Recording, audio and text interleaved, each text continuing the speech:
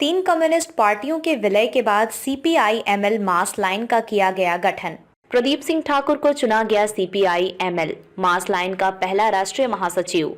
21 सदस्यीय केंद्रीय कमेटी का किया गया गठन। कंट्रोल कमीशन और पोलिट ब्यूरो का भी किया गया सर्वसम्मति से चुनाव। संजय सिंघवी ने प्रदीप सिंह ठाकुर के नाम का रखा प्रस्ताव। सदन ने तालियों की गड़गड़ाहट से किया स्वागत। सदन में पार्टी के संविधान और राजनैतिक एजेंडा पर हुई बहस के बाद संशोधन भी किए गए स्वीकार। सीपीआई-एमएल मास लाइन पार्टी के गठन के बाद सेंट्रल कमेटी और पॉलिट ब्यूरो का गठन किया गया। साथ ही 3 सदस्यीय कंट्रोल कमीशन का भी गठन किया गया। सदन प्रतिनिधियों से खचाखच भरा हुआ था। 3 दलों के एकीकरण से कार्यकर्ता खुश दिखाई दे रहे थे। सदन में इनकलाब जिंदाबाद, सीपीआई-एमएल मास लाइन जिंदाबाद के नारे भी गूंजते रहे। नई पार्टी के गठन के बाद राजनैतिक प्रस्ताव पर चर्चा के दौरान पार्टी के पदाधिकारियों ने अंतर्राष्ट्रीय राष्ट्रीय परिस्थितियों पर अपने विचार रखे और समाजवादी देशों को साथ लेकर चलने का आह्वान किया गया। राष्ट्रीय स्तर पर पूंजीवादी फासीवादी ताकतों से लड़ने के लिए पार्टी के विस्तार पर जोर दिया गया। अधिवेशन में कई देशों के प्रतिनिधियों ने भाग लिया। नवनिर्वाचित राष्ट्रीय महासचिव प्रदीप सिंह ठाकुर, संजय सिंघवी, रंगा राव केसीआर समेत 21 साथियों को सेंट्रल कमेटी में शामिल किया गया।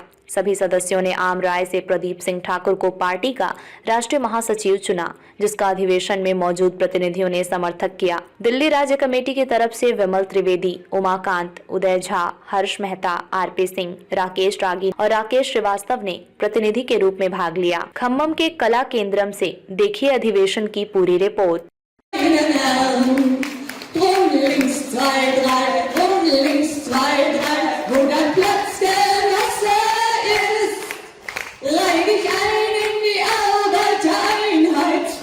Weil du auch ein Arbeiter bist und weil der Polit ein Polit ist, drum kann ihn auch ein anderer befreien.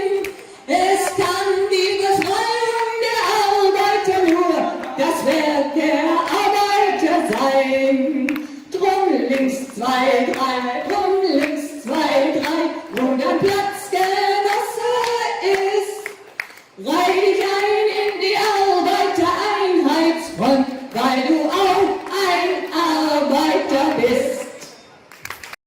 गठन हुआ है, इससे निश्चित रूप में क्रांतिकारी समुदाय के बीच में एक ऊर्जा का काम करेगा और ये ऊर्जा केवल यहाँ तक ही सीमित नहीं रहेगी, ये अंतर्राष्ट्रीय स्तर पर भी अंतर्राष्ट्रीय स्तर में क्रांति के लिए कार्य करने वाले तमाम क्रांतिकारियों के लिए एक प्रेरणा का स्रोत बनेगा, मुझे ये पूर्ण विश्वास है।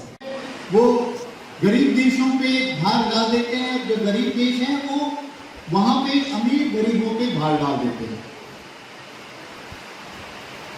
जो अभी 2021 में वर्ल्ड इकोनॉमिक फोरम ने एक इनइक्वालिटी रिपोर्ट किया, मतलब दुनिया में असमानता का report, there was an inequality report published by the World Economic Forum in 2021.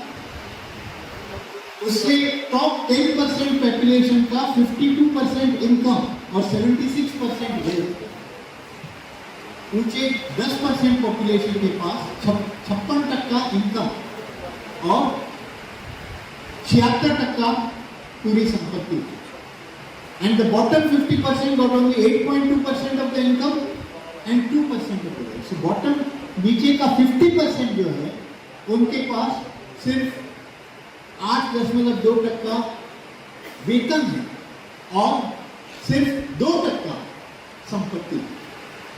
नीचे के 50% के पास सिर्फ 2% है। और वो रिपोर्ट में ख्याल देने लायक चीज है कि सबसे ज्यादा डिस्पैरिटी, ये असमानता कहाँ पे बढ़ रही है, तो 3 देशों पे लक्ष्य केंद्रित किया गया है। वो 3 देश है यूएसए, रशिया और इंडिया, जहाँ पे असमानता ज्यादा है।